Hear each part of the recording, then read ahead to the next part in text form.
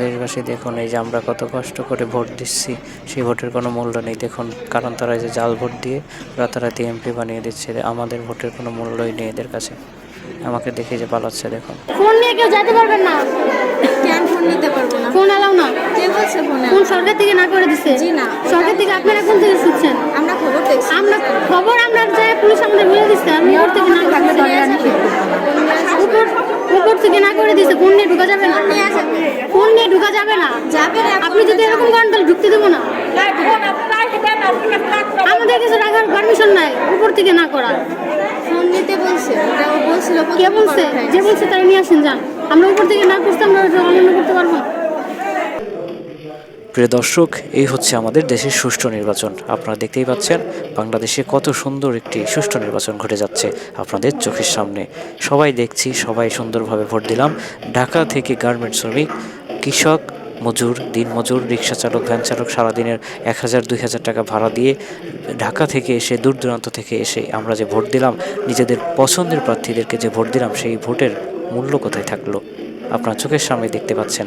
আমরা যারা ভোট দিয়ে এসেছি, এসে দেখি কারোরই পছন্দের কোনো প্রার্থী জিততে পারেনি। যাদের জিতেছে তাদেরকে কেউ আমরা ভোটই দিইনি, এমনও সবাই বলেছেন। তার কারণটা নিজেরাই দেখুন। আমরা সব কিছু জানি, সব কিছু দেখি, তারপরও চুপ থাকি, কারণ আমরা বাঙালি, আমরা প্রতিবাদ করতে ভয় পাই। সারা বাংলাদেশের 300টা আসনে যে নির্বাচন হয়েছে, তার প্রত্যেকটাতেই এভাবে ছলচাতুরি এবং জাল ভোটের কারসাজি করেছে বিএনপি এবং অন্যান্য দল।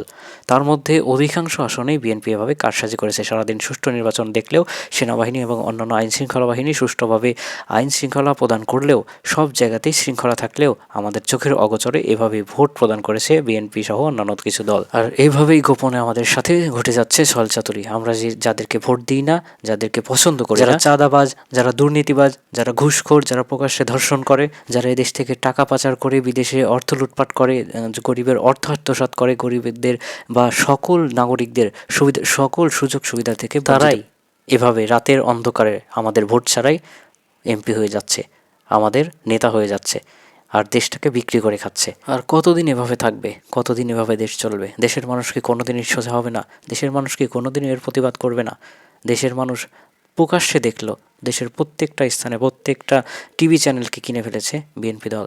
তারা প্রকাশ্যে যখন এককভাবে ঘোষণা দিচ্ছিল প্রত্যেকটা চ্যানেলে যে জামাতের প্রায় 70টা আসন জয়ী হয়েছে, বিএনপি প্রায় 67টি।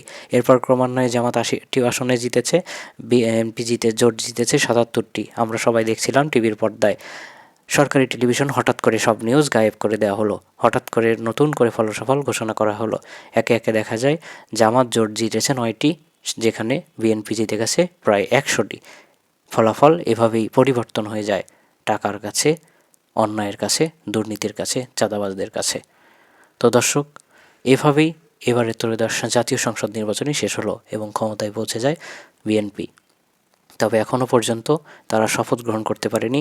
আমরা যতদূর জানতে পেরেছি, জামাত এবং জামাতে ইসলামী জোট থেকে তাদের বিরুদ্ধে জামাতে ইসলামীর পক্ষ থেকে এবং জামাতে ইসলামী জোটের পক্ষ থেকে নাহিদ ইসলাম সহ মামুনুল হক এবং ডক্টর শফিকুর রহমান সহ প্রত্যেকটা দলের প্রধানরা বিএনপির বিরুদ্ধে একেবারে কঠোর, শক্ত, পাকাপোক্ত প্রমাণ জোগাড় করেছে, যা সিসিটিভি ফুটেজ এবং প্রমাণাদি সব কিছু আপনারা দেখেছেন, যেখানে প্রত্যেকটা রিটার্নিং কর্মকর্তা, ভোট গ্রহণের যে প্রধান সিনিয়র সহকারী ছিলেন, তারা কিন্তু কারসাজি করেছে এবং তারা কিন্তু স্বহস্তে যুক্ত, তারা নিজেরাই কিন্তু ঘষামাজা করে এইগুলো করেছেন।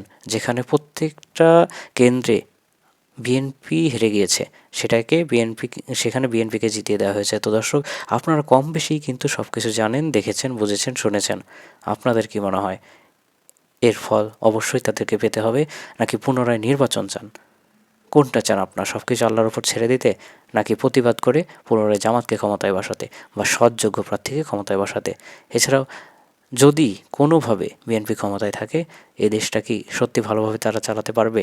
আপনারা কি খুশি, নাকি পুনরায় আবার ভোট দিতে চান, নাকি আবার ক্ষমতায় জামাতকে বসাতে চান, নাকি আবার আওয়ামী লীগকে বসাতে চান? অবশ্যই আপনাদের মতামত কমেন্ট করে জানাতে ভুলবেন না। আর এরকম সত্য সঠিক খবর পেতে চাইলে আমাদের চ্যানেলের সাথে যুক্ত থাকুন। আমরা কোনো দল করি না, যারা সৎ এবং সঠিক, ন্যায়ী, দেশের মানুষের কল্যাণে কাজ করে, আমরা তাদের পক্ষে এবং জনগণের পক্ষে। আর জনগণের পক্ষে সবসময় ইনসাফ কাজ করে, সৎ এবং ন্যায়পরায়ণ প্রার্থীদের পক্ষে আমরা থাকি। এদেশে কখনোই অন্যায়ের ঠাঁই ছিল না, অন্যায়কারীদের ঠাঁই হবে না। তাই যারাই অন্যায় করবে আমরা তাদের বিরুদ্ধেই খবর প্রচার করব।